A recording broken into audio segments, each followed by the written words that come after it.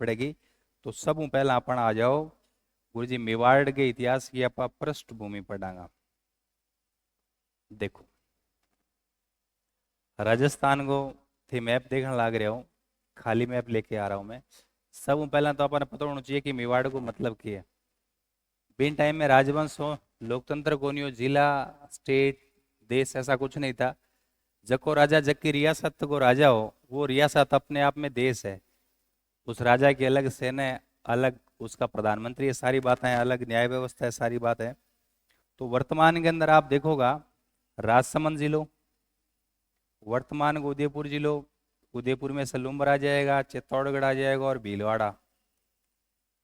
वो जो बॉक्स बनने लग रही है ना, ये मेवाड़ था।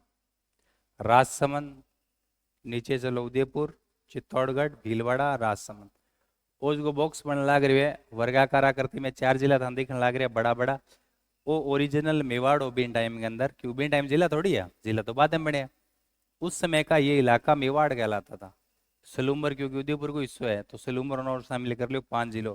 गुरुजी वो मेवाड़ है। ये क्या है? मेवाड़। मेवाड़ का प्राचीन नाम है मेदपाट, या उसको क्या बोलते हैं, प्रागवाट। यहाँ प्राचीन काल में एक जनपद हुआ करता था सीवी, थान पढ़ा रखे है, सीवी जनपद हुआ करता था। सीवी जनपद हुआ करता था ना गुरुजी। ई मेवाड़ को नाम आप पृष्ठभूमि पढ़ रहे हैं, अभी ध्यान रखना है। मेवाड़ को नाम मेवाड़ किया पढ़ियो, क्योंकि जिया थी देखने लाग रहे हो आप, खूब सारी बातें पढ़ रखी है आपने इतिहास के अंदर, बहुत सी सी बातें पढ़ रखी है। जब अपन मेवाड़ के इतिहास, जी मेवाड़ के इतिहास नाम लियो तो बहुत सारी तथ्य अपने दिमाग में आ। देखो मेवाड़ का प्राचीन नाम है मेदपाट। सिरोही के अंदर अचलेश्वर महादेव शिवालय का शिलालेख पढ़ा था, उस शिलालेख में लिखा अभी 10 दिन पहले पढ़ा है कि बापा रावल ने इस क्षेत्र में अपने जो भी शत्रु थे उनको इतना मारा कि उनका खून चर्बी पूरे इलाके में भर गई। पूरा इलाका चर्बी से पाट दिया गया, पाट दिया मतलब भर दिया गया। तो चर्बी को बोलते हैं मेद, और पूरा इलाका चर्बी से भर दिया गया मतलब मेद पाट, और मेद पाट से बिगड़ बिगड़ कर क्या हो गया, मेवाड़। इसका नाम अन्य नाम प्रागवाट भी मिलता है। सीवी जनपद यहाँ हुआ करता था, जिसकी राजधानी मध्य में का, जो वर्तमान में पर राजस्थान में चित्तौड़गढ़ की जो नगर सभ्यता पढ़ा, तो सभ्यता में अपन नगरी पढ़े करना चाहिए, बेड़च नदी के किनारे है। तो आप बात अपन ध्यान रखनी है। वर्तमान में राजसमंद, उदयपुर, सलूम्बर, चित्तौड़गढ़ और भीलवाड़ा वाला क्षेत्र है जहाँ मेवाड़ है। गुरु जी आप बात तो समझ में आ गई।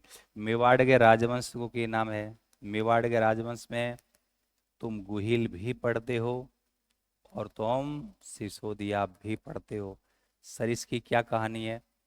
देखिए मेवाड़ राजवंश को नाम गुहिल ही वास्ते पढ़ा कि 566 में ईस्वी में इंगो संस्थापक को नाम हो गुहादित्य। जो संस्थापक हो ना, संस्थापक को नाम हो गुरु जी गुहादित्य, इन वास्ते इन गुहिल राजवंश पढ़ा। अब सवाल है कि गुहादित्य नाम क्यों हो?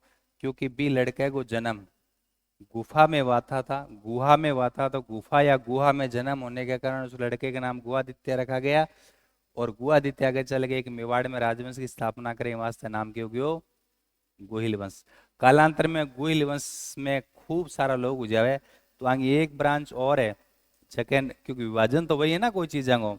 तो कणी के भी कि करण सिंह या रण सिंह नाम का आगे राजा होगा। कौन? करण सिंह या रण सिंह। मेवाड़ को इलाको बढ़ो, परिवार और बढ़ो, तो भाई वो समझौता करो कि भाई एक एक ब्रांच है वो तो मूल ब्रांच हमारी चित्तौड़गढ़ में रह जाएगी। आधे लोगों को हम राजसमंद के सिसोदा गांव में उनको कह दिया कि आप वहां रहो और ये ऊपर वाला इलाका आप ले लो। मतलब गुहिल वंश की 2 शाखा हो गई, एक तो चित्तौड़गढ़ में रही और एक राजसमंद में नाथ द्वारा कने गांव पड़े सिसोदा। भी सिसोदा गांव में राहप नाम को व्यक्ति बिन भेज दियो। राहप का परिवार कालांतर में सिसोदा रहने लग गया, और सिसोदा में रहने के कारण वो अपने नाम के आगे लगाने लगे सिसोदिया। तो मैं लिख रहा हूं एक ब्रांच कहाँ गुरुजी, राहप। राहप कहाँ रहने लग गया, सिसोदा।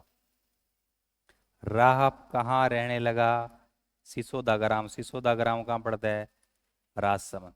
क्लियर है? मतलब आगे 2 ब्रांच होगी, एक तो चित्तौड़गढ़ में रहने लगी मूल ब्रांच थी, आधे परिवार को कहाँ भेज दिया, राहप गांव में। राहप गांव सॉरी राहप राजा था, राहप को कहाँ भेज दिया, सिसोदा गांव में। अब कालांतर में क्या हुआ, गुआदित्य वाली ब्रांच चलती गई चलती गई चलती गई, और यहाँ एक राजा हुआ था रावल रतन सिंह। कौन राजा हुआ, रावल रतन सिंह। और रावल रतन सिंह को मारकर चित्तौड़गढ़ पर कब्जा कर लेता है कौन, 1303 में, कौन, अलाउद्दीन खिलजी। चित्तौड़गढ़ पर तो कब्जो किंग हो गया अलाउद्दीन खिलजी को। अब ये ब्रांच तो खत्म हो गई, मूल ब्रांच, लेकिन उसकी दूसरी ब्रांच थी ना जो राजसमंद में रह रहे थे, कौन से गांव में, सिसोदा गांव में। उसमें कालांतर में एक व्यक्ति हुआ, उसका नाम है हमीर। कालांतर में हमीर क्या करता है, 1326 में चित्तौड़गढ़ पर क्या कर लेता है, पुणे अधिकार। इसलिए क्योंकि वो सिसोदा गांव से आता है, इसलिए हमीर के बाद जो ये लोग हैं वो अपने नाम के आगे क्या लगाएंगे, सिसोदिया, क्योंकि वो सिसोदा गांव से थे, लेकिन डीएनए सेम ही है, गुइली है एक टाइप से। तो अब बात थारा समझ में आ गई। अब बात समझ में आ गई जना, आप आगे देखांगा, आगे अपन के बात याद रखनी है। चलो, पता है ये अपना कुल देवता, कुल देवता कह दिया, या मेवाड़ का राजा किसको मानते हैं, देखो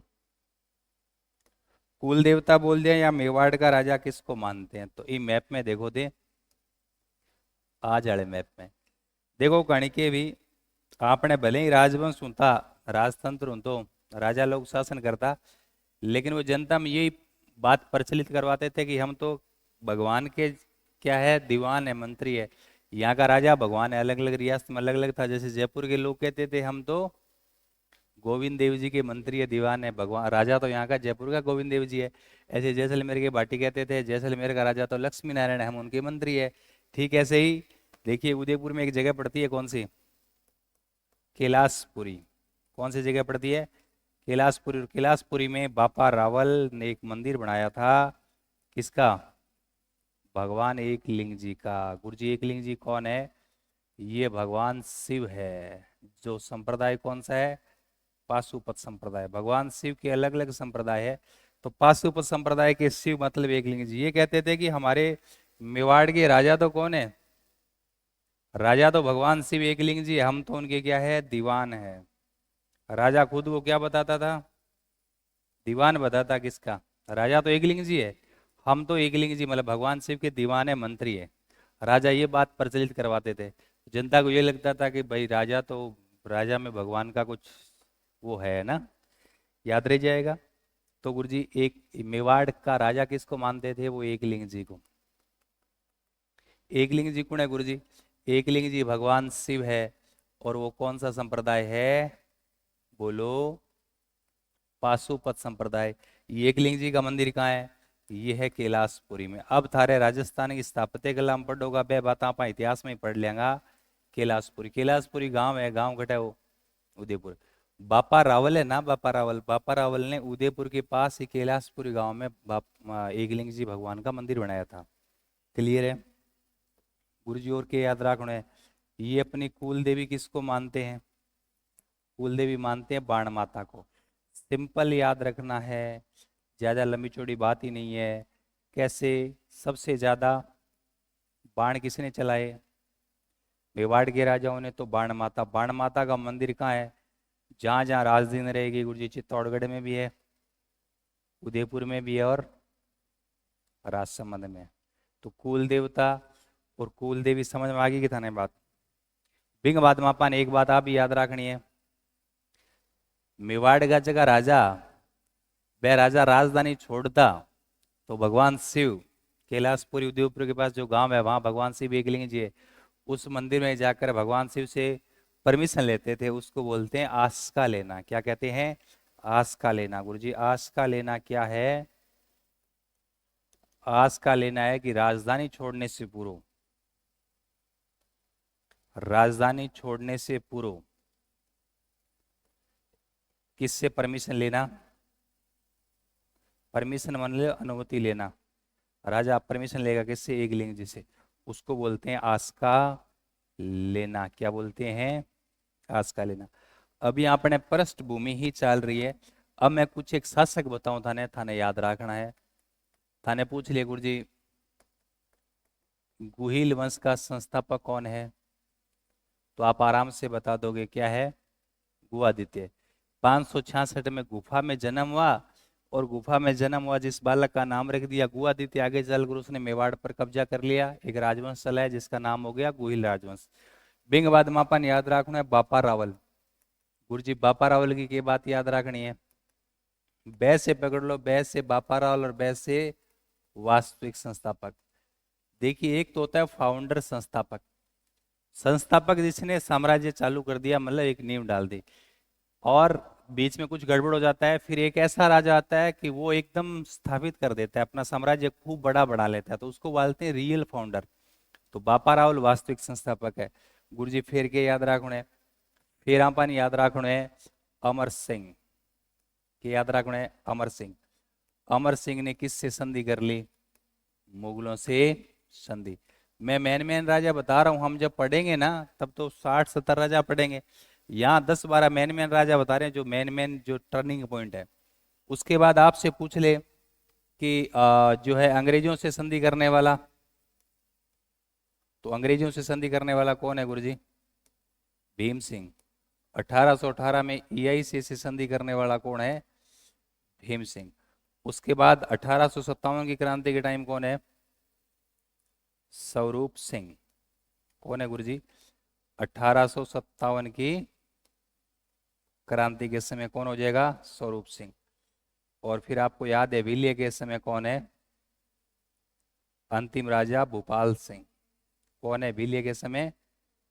हाँ, भूपाल सिंह, अंतिम राजा।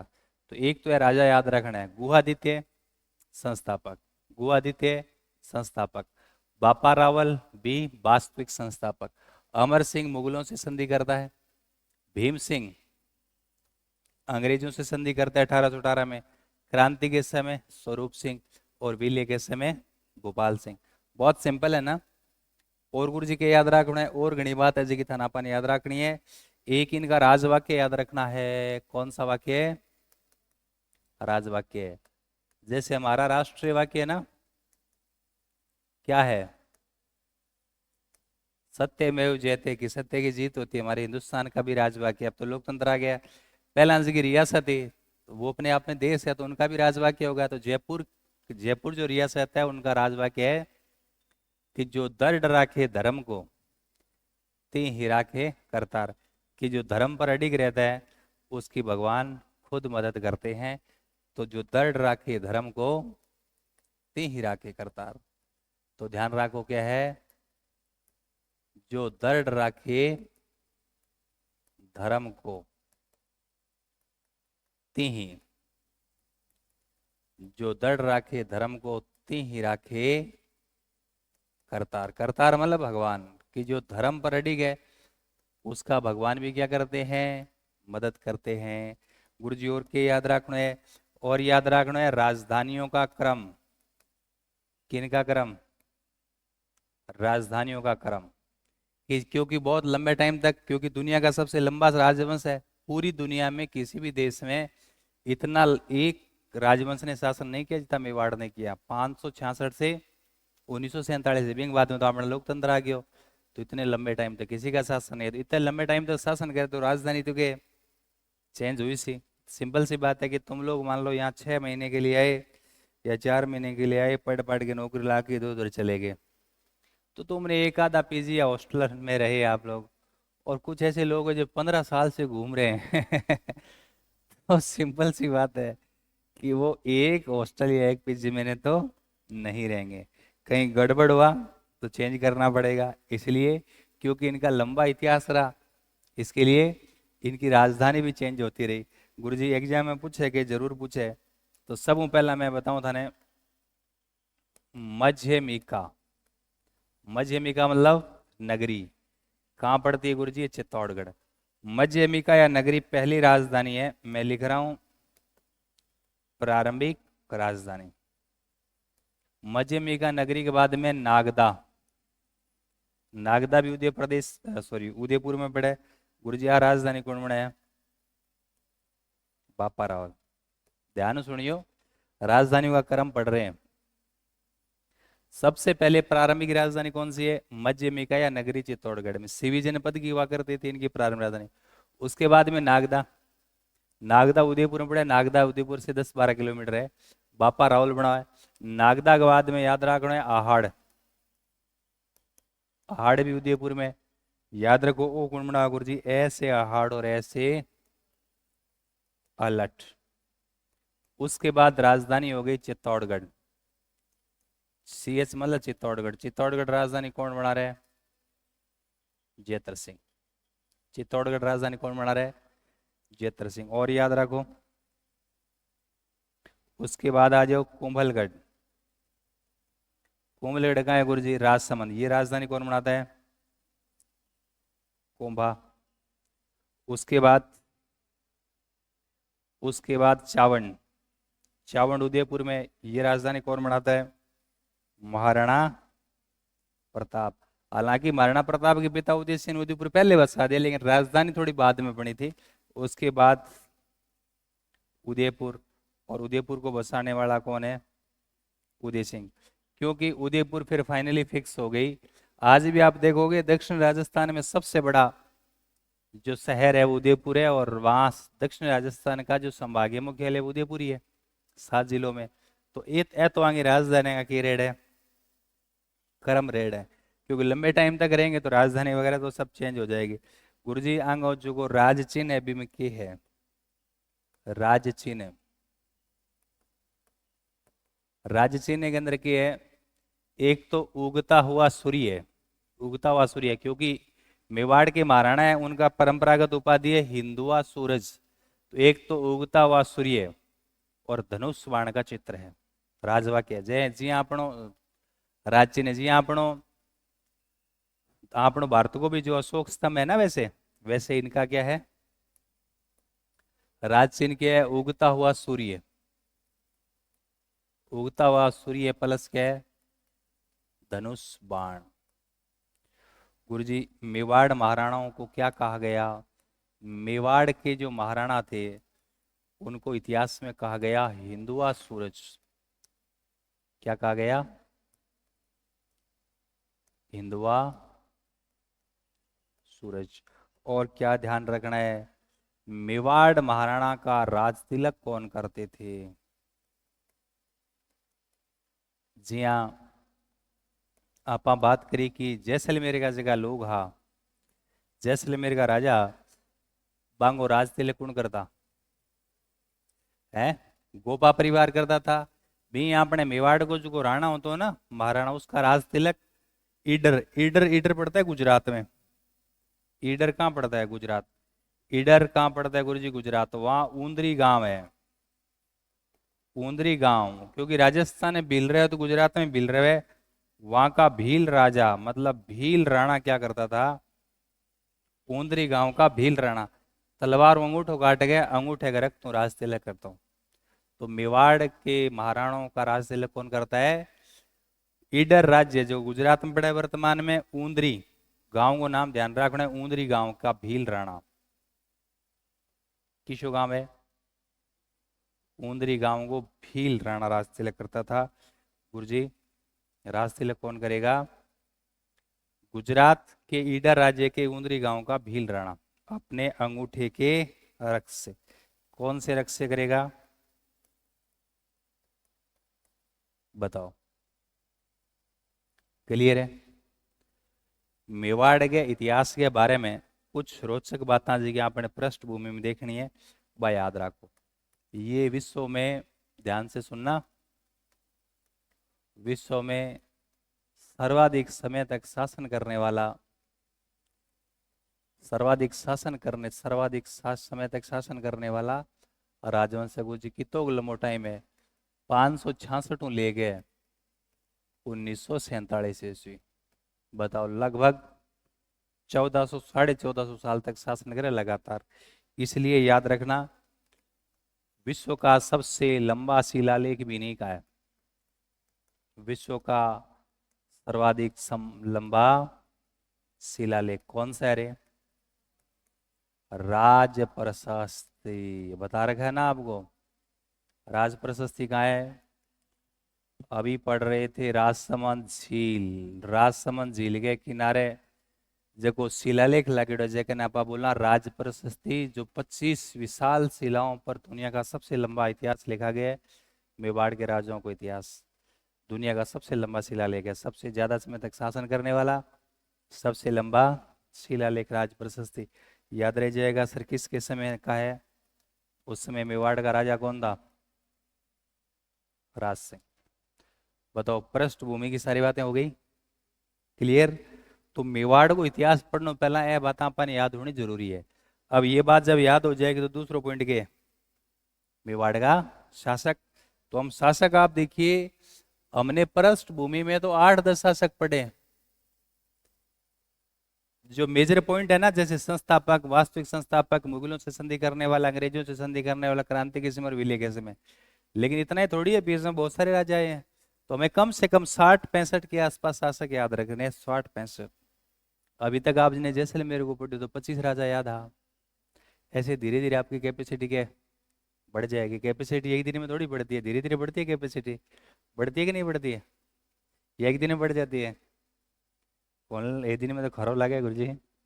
कैपेसिटी धीरे धीरे बढ़ती है ना? तो कैपेसिटी बढ़ा रहे हैं आप लोगों की धीरे धीरे। 25 राजा तो आपको जैसलमेर वाले याद हो गए, अब जस्ट ट्रिपल हो जाएगा मेवाड़ का इतिहास। स्टार्ट करें। तो मेवाड़ के इतिहास का पहला राजा हुआ कौन गुरुजी? गुहादित्य। गुहादित्य की क्या कहानी है इधर देखो। इतिहास में केवल कहानी है, बाकी कुछ नहीं है। इधर देखो, गुजरात में एक जगह है वल्लभी। राजस्थान के नीचे गुजरात लगता है। गुजरात में एक जगह है वल्लभी। वल्लभी का राजा था शिलादित्य।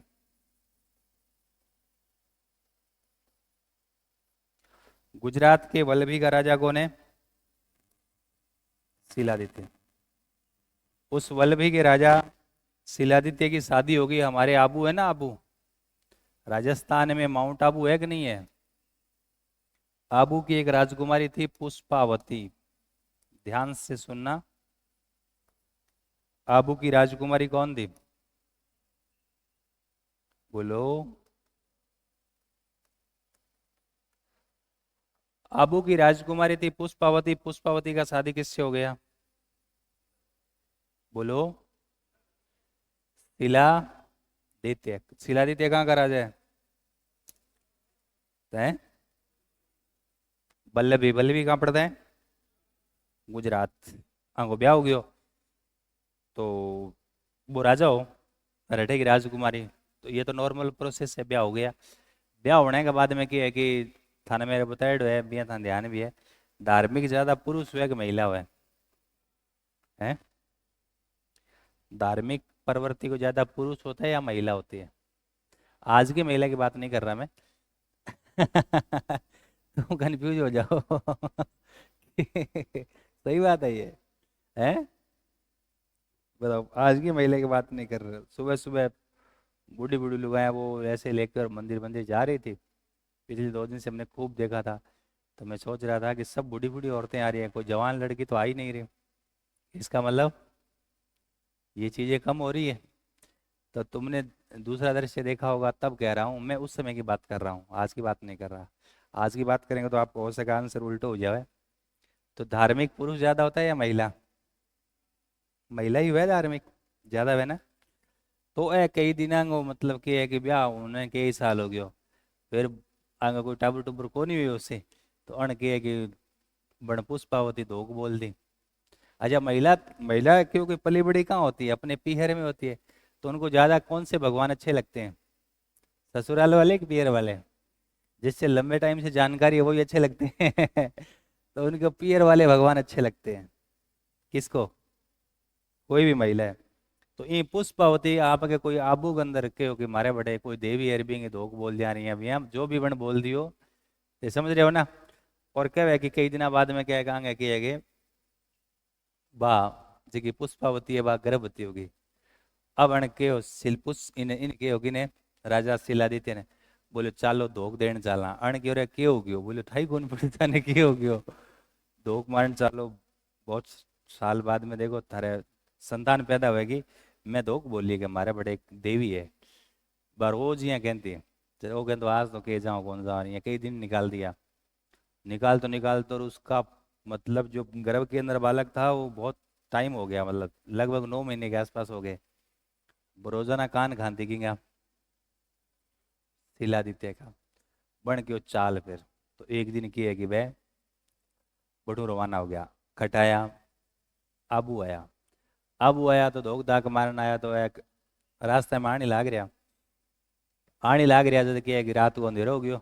अब माउंट आबू, आबू पर्वत है यहाँ अरावली, आपने भूगोल पढ़ रहे हो, आपको पता है यहाँ पहाड़ी इलाका है ना। पहाड़ी इलाका, रात पड़ेगी तो कहो कि भाई रात ने आप रुकांगा।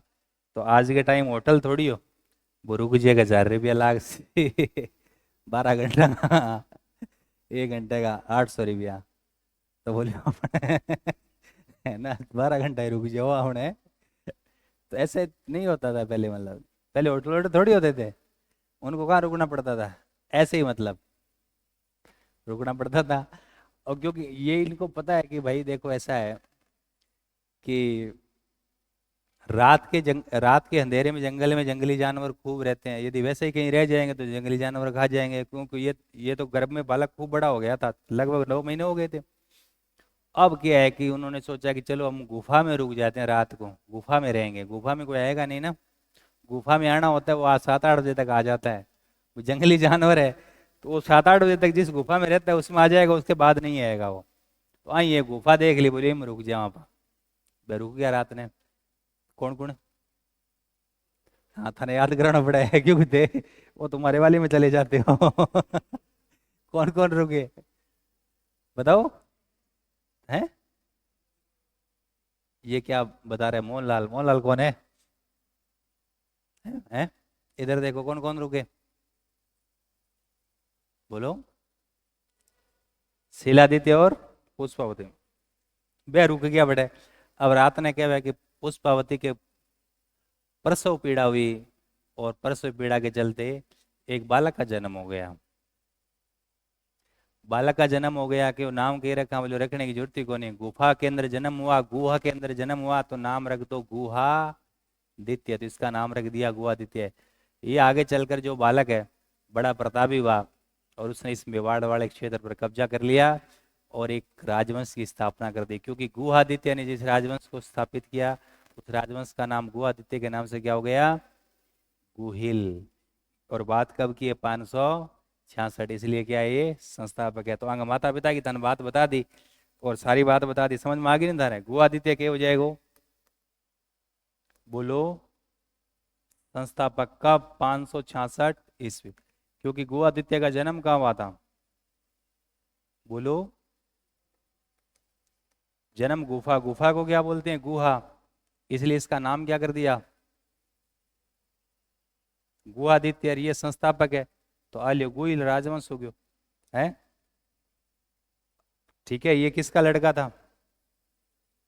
पुष्पावती और शिलादित्य का पुत्र था, जिसका नाम क्या रखा गया? गुहादित्य। अलविति तो बात है गुहादित्य के बारे में, और की बात याद है? ठीक है, चलो गुहादित्य संस्थापक है। फिर दूसरा आपको पृष्ठभूमि में क्या बताया था? वास्तविक संस्थापक क्या बताया था? बापा रावल। गुहादित्य के बाद में कई कई राजा आया, बांगो कोई कर्मबद्ध इतिहास कौन मिले या बहुत बड़ो काम कौन कर पाया, ये वास्ते है।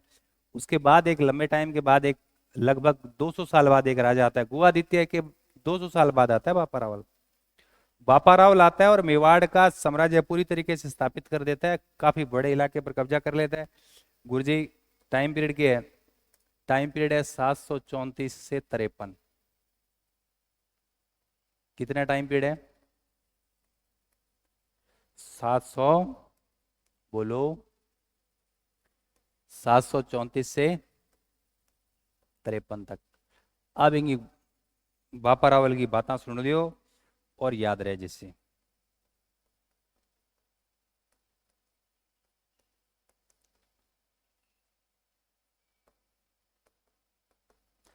हारित ऋषि का शिष्य था कौन? बापा रावल। क्लियर है? किसका शिष्य था? हरित ऋषि का शिष्य था कौन? बापा रावल। बापा रावल के बारे में बस जगह मैं बात बताऊं भाई, याद रख लियो और थारो काम हो जिससे। गुरु जी की बात याद रखनी है। बात याद रखनी है कि ये हरित ऋषि के आश्रम में रहता था। पहले जो आश्रम आश्रम हुआ करते थे उसमें क्या चलता था, पढ़ाई लिखाई करवाते थे और गायें वगैरह रखते थे, है कि नहीं है? आजकल भी आश्रम होते हैं लेकिन आजकल चीजें बदल गई, समय के साथ चीजें बदल जाती है ना।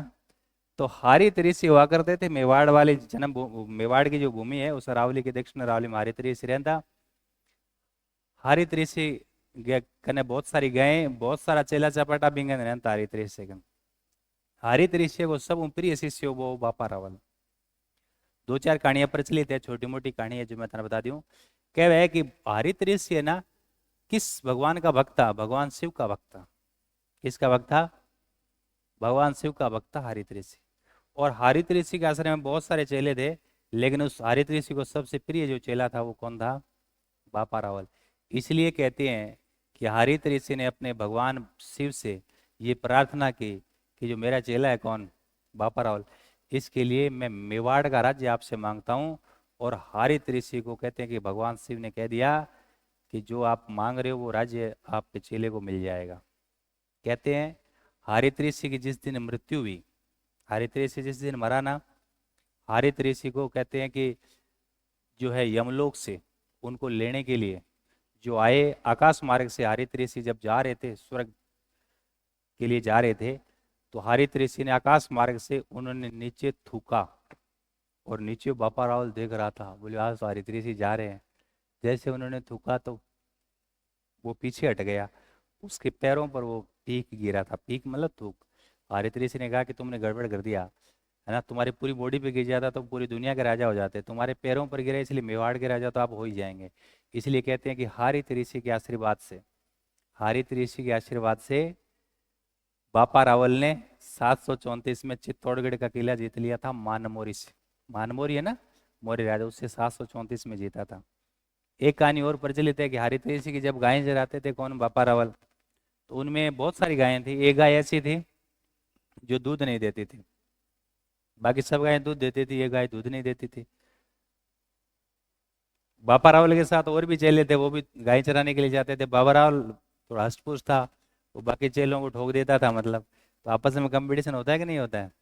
ठीक है, एक गाय दूध नहीं दे रही, बापा रावल के गुरु हरित ऋषि ने पूछा कि छोरो ये गाय दूध कौन देवे की बात है? सागण सोना शिकायत करती, बोलियो ये बापा रावल है ना, वो गा के चूंग जाएगा और दिन में पूरा दूध पी जाएगा।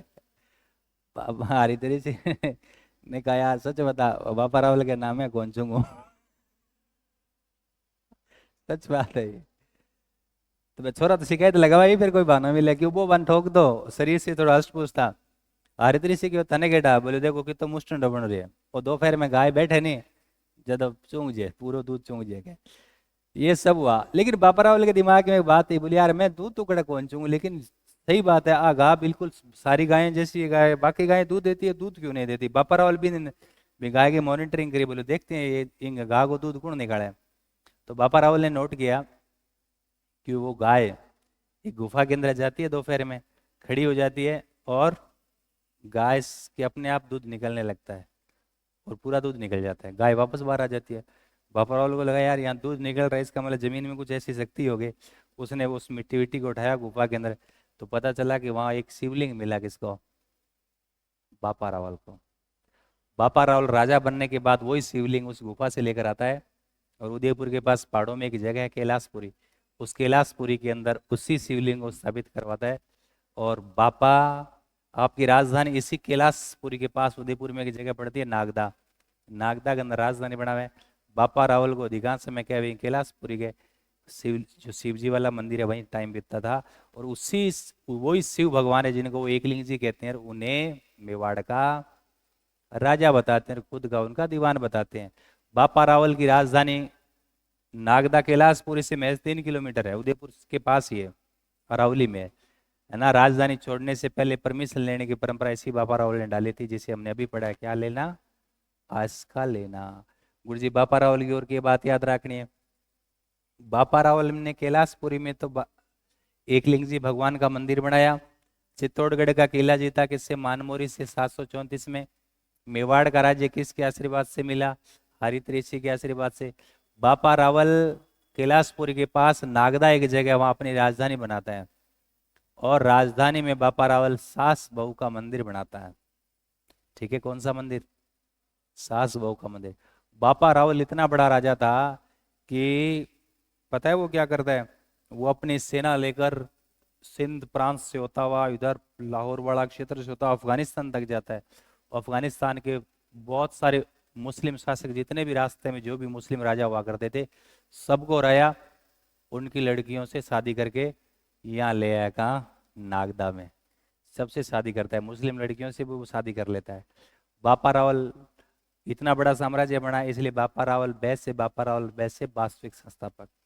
मेवाड़ में सबसे पहले सोने का सिक्का किसने चलाया था? बापा रावल ने। सर और क्या ध्यान रखना है? बापा रावल के बारे में ध्यान रखना है, इसकी कई उपाधि है, जैसे काल भोज या माल भोज। बापा रावल के पास खूब सारा माल था ना, अरे कितना बड़ा साम्राज्य था, तो बापा रावल के पास खूब सारा माल था, तो माल भोज या काल भोज। और कौन सी उपाधि है? चकवे। कौन सी उपाधि है? चकवे। और कौन सी है? राजगुरु और हिंदू सूरज। और बापा रावल की मृत्यु हो जाती है। आदमी मरता है तो कहाँ मरता है? अपने घर में ही मरेगा। तो घर कौन सा है? राजधानी नागदा। और नागदा में बापा रावल की क्या बना दी? समाधि। इतनी बात है ना बापा रावल के बारे में याद रखनी। बात बताने में थोड़ी सी ज्यादा है, लिखना लिखांगा तो बहुत छोटी हो जैसी। बताओ फिर बापा रावल की क्या बात याद रखनी। देखिए, हारित ऋषि का शिष्य है, इसलिए हारित ऋषि के आशीर्वाद से बापा रावल को मेवाड़ की क्या मिल गई? गद्दी मिली। गद्दी मिली कि नहीं मिली? किया मिली। बापा रावल ने चित्तौड़गढ़ का किला किससे जीता? 734 में मानमोरी से जीता। और कैलाशपुरी में बापा रावल ने क्या बनाया? बोलो। यहाँ किसका मंदिर बनाया? एकलिंग जी भगवान का क्या बनाया? मंदिर। और कैलाशपुरी के पास ही नागदा है, नागदा को क्या बनाया? कैपिटल।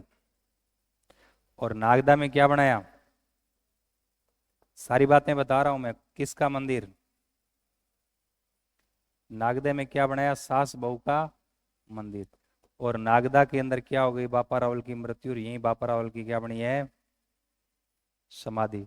बापा रावल क्या है? वैसे बापा रावल और वैसे वास्तविक संस्थापक। वैसे वास्तविक। गुरजू उपाधि के क्या बताई?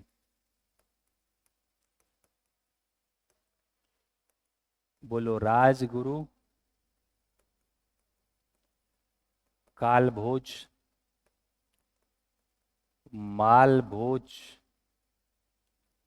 बताओ हिंदू सूरज, और क्या हो जाएगा? चकवे। क्या उपाधि है? कालभोज, मालभोज, हिंदू सूरज, चकवे, राजगुरु। याद रखना, हिंदुआ सूरज। हिंदुआ सूरज तो मेवाड़ महाराणों सबको हिंदुआ सूरज कहते हैं, लेकिन बापा रावल की उपाधि क्या थी?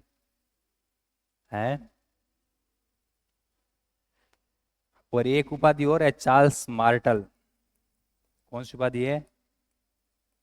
Charles mortal. कौन सी उपाधि है? Charles mortal. तो यह उपाधि याद रखनी है। क्लियर है? अब मैप में तो मैं बातें लिख दी, लेकिन अलग भी लिख रहा हूं। मेवाड़ में सर्वप्रथम सोने को सिक्को कौन चलायो? मेवाड़ में सर्वप्रथम सोने का सिक्का चलाया। अपनी सेना लेकर साम्राज्य का विस्तार कहां तक कर दिया? अफगानिस्तान तक। बहुत सारे मुस्लिम शासकों को हराकर, बहुत सारे मुस्लिम शासकों को हराया, और उनकी लड़कियों से क्या कर लिया उसने? विवाह। फिर मैं बता रहा हूं, राजधानी कहां बनाई? राजधानी नागदा, उदयपुर। राजधानी नागदा, और नागदा में क्या बनाया?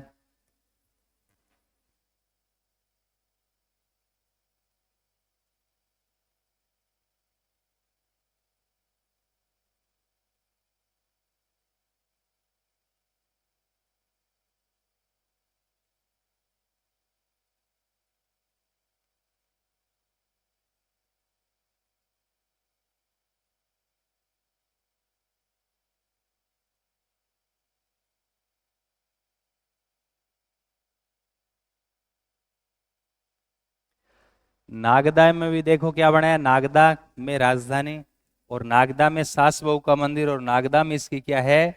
समाधि। ध्यान से सुनना, राजधानी कौन सी है? नागदा। नागदा में सास बहू का मंदिर, और नागदा में ही बापा रावल की क्या है? समाधि। गुरु जी के याद रखना है, कैलाशपुरी, बापा रावल की राजधानी नागदा के नजदीक ही है। कैलाशपुरी में एक लिंग जीव मंदिर भी है, भी याद रखो। भगवान शिव का निवास स्थान कहाँ है? कैलाश पर्वत। और कैलाश पर्वत कहाँ है? तिब्बत में है, जो वर्तमान में चाइना ने कब्जा कर रखा है। तो भगवान शिव कहाँ रहेंगे? कैलाशपुरी, ये गांव है। अब वो जो एक लिंग जी को मंदिर है ना, इनमें दो चार बातें अपन और याद रखनी पड़ती। भगवान शिव है ना, भगवान शिव क्योंकि सभी भगवान में सबसे पुराने और सबके बॉस है। यदि पुराना हो गया और बहुत सारे उसके फॉलोअर्स है तो उनकी अलग अलग कैटेगरी बन जाएगी। भगवान शिव को मानने वाले वैसे 5 टाइप के लोग होते हैं, है ना। तो आपको ट्रिक बता रखी है। पशु काका वीर, सबसे पुराना संप्रदाय है पाशुपत संप्रदाय। फिर कापालिक, कालामुख, वीर सेव और नाथ संप्रदाय। नाथ होते हैं ना, जितने भी नाथ है भगवान शिव को मानते हैं। सबसे पुराना संप्रदाय है वो है पाशुपत संप्रदाय। तो मेवाड़ वाले जिस भगवान शिव को मानते हैं ना, वो कौन सा संप्रदाय है? पाशुपत संप्रदाय। तो ध्यान रखना, ये मंदिर कौन से संप्रदाय का है गुरु जी? ये पाशुपत संप्रदाय का है। कौन से संप्रदाय का है? पाशुपत संप्रदाय। पता है, ये काले पत्थर का बना हुआ है, काले पत्थर का शिवलिंग है। आपको सारी बातें बता रखी है गुरुजी। काले पत्थर का शिवलिंग है, और कैसा शिवलिंग है? चतुर्मुखी शिवलिंग है। चतुर्मुखी शिवलिंग समझ रहे हो? है, चारा का नहीं मुंह है। शिवलिंग देखे था है? शिवलिंग कौन देखा गुरुजी? है मंदिर जावा, शिवलिंग देखा था, आंख बंद करके भगवान को ध्यान करा। शिवलिंग आप देखते हो एक मुखी शिवलिंग होता है सामान्यतः, लेकिन ये शिवलिंग कैसा है? चतुर्मुखी शिवलिंग है, चारों तरफ में काले पत्थर का बना है। याद रह जाएगा। और कौन से संप्रदाय का है? पाशुपत संप्रदाय का है। बापा रावल की सारी बात कर लेगी आप, या कुछ बातें रह गई? इतनी पढ़ लिया आप आज, खूब बातें हो गई। वापस चलो। हमें कहाँ जाना है गुरुजी? हमें पढ़ना है, क्या पढ़ना है? मेवाड़ का इतिहास। कितने पार्ट है? 2। हमेशा की तरह, पहला पृष्ठभूमि, दूसरे शासक। पृष्ठभूमि और मोटी बड़ी मोटी मोटी सारी बातें पढ़ लेंगे। तो सब पहला मेवाड़ को राजवंश को नाम गुहिल भी पढ़ो, सिसोदिया। सर पहले बात करते हैं कि मेवाड़ है कहाँ। तो राजसमंद, भीलवाड़ा, उदयपुर, सलेमपुर, चित्तौड़गढ़, वर्तमान का ये क्षेत्र मेवाड़ कहलाता है। मेवाड़ का प्राचीन नाम है मेदपाट। मेदपाट का मतलब बापा रावल ने अपने शत्रुओं को इतना मारा कि उनकी चर्बी से पूरा इलाका भर गया। चर्बी को हिंदी में बोलते हैं मेद। इलाका भर गया मतलब पाट दिया गया। तो मेदपाट, मेदपाट से परागवाट और क्या बन गया? मेवाड़। प्राचीन टाइम में सीवी जनपद की राजधानी हुआ करती थी, है ना। या इस इलाके में सीवी जनपद हुआ करता था। राजवंश को नाम गुहिल और सिसोदिया। गुहिल क्योंकि इसका संस्थापक कौन है? गुआदित्य पांचचांस। सिसोदिया क्योंकि इसका एक ब्रांच सिसोदा गांव में जाके रहने लगा, राहब को वहां भेजा था। ये करण सिंह का लड़का है। कालांतर में इस गुआदित्य वाले में राहुल रतन सिंह हुआ, उसको मारकर 1303 में अलाउद्दीन खिलजी ने चित्तौड़गढ़ पर कब्जा कर लिया था। किस पर कब्जा किया था? चित्तौड़गढ़ पर, जो इनकी मेन कैपिटल हुआ करती थी। सिसोदा गांव से कालांतर में अमीर सिसोदिया आया और उसने वापस चित्तौड़गढ़ पर पुनः अधिकार कर लिया। और वो उसके आगे के जो शासक है 1326 के बाद, वो क्या लगाते हैं अपने नाम के आगे? सिसोदिया। चलो, फिर हमने क्या देखा? कुल देवता या मेवाड़ का राजा एकलिंग जी भगवान को मानते हैं। भगवान शिव है जो पाशुपत संप्रदाय से संबंधित है। कैलाशपुरी उदयपुर में मंदिर है। कुलदेवी बाण माता, चित्तौड़गढ़, उदयपुर और राजसमंद सब जगह मंदिर है। सर क्या ध्यान रखना है? उदयपुर में कैलाशपुरी में बापा रावल ने एकलिंग जी भगवान का मंदिर बनाया था। वो भगवान शिव को मेवाड़ का राजा मानते हैं, खुद को तो उनका दीवान मानते हैं। आज का लेना क्या है? जब राजधानी छोड़ेंगे तो भगवान शिव से परमिशन लेंगे कैलाशपुरी जाकर, उसको क्या बोलेगा, आस्का लेना। अब कुछ राजा याद रखना है। गुआदित्य संस्थापक है, बापा रावल वास्तविक संस्थापक है, अमर सिंह मुगलों से संधि करता है, अंग्रेजों से कौन संधि करता है, भीम सिंह क्रांति के समय स्वरूप सिंह, और पीले के समय भोपाल सिंह। नेक्स्ट देखो, राजवाक्य क्या है कि जो तड़ राखे धर्म को ते ही राखे करतार। राजधानियों का क्रम क्या है, मध्यमिका चित्तौड़गढ़ नगरी प्रारंभिक की राजधानी है। नागदा को देखो अभी आ गया ना, बापा रावल बनाता है। अलट को कौन, अलट किसको बनाता है, ऐसे अलट और ऐसे आहड़। चित्तौड़गढ़ को कौन बना रहे, जेतर सिंह। कोमलगढ़ को कुंभा, चावंड को महाराणा प्रताप, उदयपुर को उदय सिंह। फिर क्या पढ़ा कि मेवाड़ महाराणा, इतिहास में हिंदुआ सूरज उनका टाइटल है, और मेवाड़ महाराणा का राज तिलक ईडर राज्य गुजरात के ऊंदरी गांव के भील राणा अपने अंगूठे के को चीरकर अपने रक्त से करता था। सर और क्या ध्यान रखना है, राज्य चिन्ह क्या है, उगता हुआ सूरज और धनुष बाण। अब क्या ध्यान रखना है, अब ध्यान रखना है, क्या विश्व का सबसे लंबा इतिहास इन्हीं का है, 566 से 1947। दुनिया का सबसे लंबा शिलालेख भी इन्हीं का है, राज प्रशस्ति जो राज सिंह बनाता है, राजसमंद झील के किनारे 25 विशाल शिलाओं पर ये मेवाड़ का इतिहास लिखा गया है। फिर हम चले आते हैं सीधा, दूसरा पॉइंट है शासक। क्या ध्यान रखना है, गुआदित्य संस्थापक है, गुफा में जन्म हुआ इसलिए नाम गुआदित्य हो गया, वो संस्थापक हो गया 566। क्या ध्यान रखना है, वल्लभी गुजरात का राजा शिलादित्य जिसका शादी हमारे आबू की राजकुमारी किससे हो गया, पुष्पावती से। पुष्पावती गर्भवती थी, कोई मंदिर में धूप दाग लगाने के लिए आए, गुफा में रात को ठहरे, परसों पीड़ा हुई, एक बालक का जन्म हुआ, नाम रख दिया गुहा। गुफा में जन्म होने के कारण गुहादित्य, आगे चलकर मेवाड़ को वह राजा बन गया। और दूसरा वास्तविक संस्थापक 734 से 753 कौन है, बापा रावल। उपाधि के राजगुरु, काल भोज, माल भोज, हिंदू सूरज और चकवे। चार्ल्स मार्टल भी बोलते हैं इसको। हुआ क्या कि हरित ऋषि के गाय चराता, तो हरित ऋषि के आशीर्वाद से, हरित ऋषि के आशीर्वाद से उन्होंने मेवाड़ का गद्दी मिल गई। 734 में मानमोरी से चित्तौड़गढ़ जीत लिया, राजधानी बनाई नागदा, वहाँ सास बहू का मंदिर बनाया, और वहीं उसकी समाधि। कैलाशपुरी में भगवान शिव का क्या बनाया, एकलिंग जी भगवान का मंदिर बनाया। मेवाड़ में सबसे पहले क्या चलाया, सोने का सिक्का।